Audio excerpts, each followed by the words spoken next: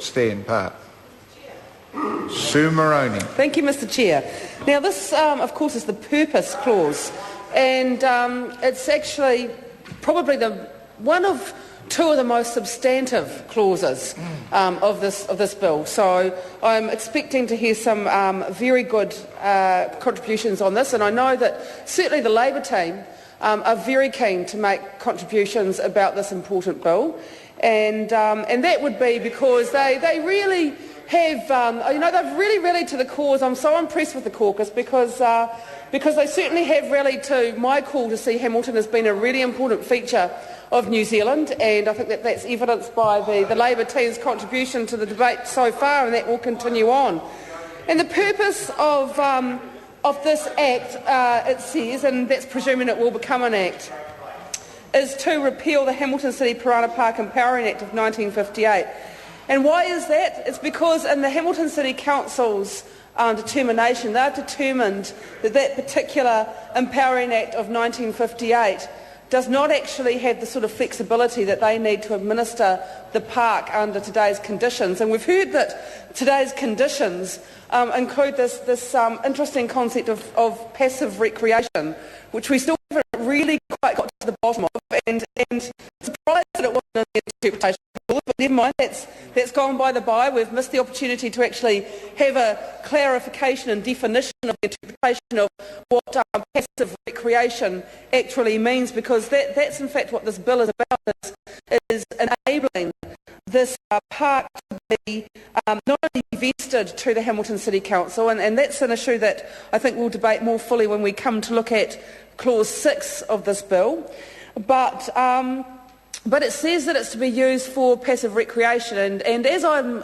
around those parts quite frequently, I'd quite like to know what passive recreation is, so that I make sure that I don't,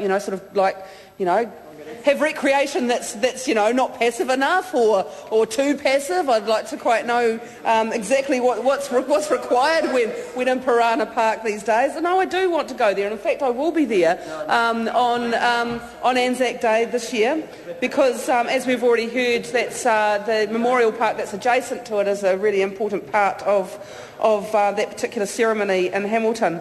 But look, I am concerned about the point that my colleague David Shearer has just raised about the 0.4 of a hectare that seems to have gone missing in the way that the land has been described. And I want to ask the member in charge of the bill what he's done with the 0.4 of a hectare. Where's it gone? Because look, all joking aside, I really do want to make sure that we've got this right. Because we're describing for the first time in legislation now quite specifically that this land will be known as Parana Park, and then we're saying what the land is. And I really want to make sure that we've got the description of the land right. And what my colleague was telling us was that there was a very full explanation in three different parts when this bill went before the Select Committee, describing exactly the legal description of this piece of land. And in that legal description, it added up to 0.4 more of a hectare than what the resulting replacement clause has come out looking like from that Select Committee. And I think that is really something that I know the Labor team will want to know the answer to before we support this bill's clauses much further along, because we will want to make sure that there's not an inadvertent further confiscation of land going on as we consider this bill, because that certainly would be an unintended consequence. I'm sure that would be an unintended consequence from the government benches.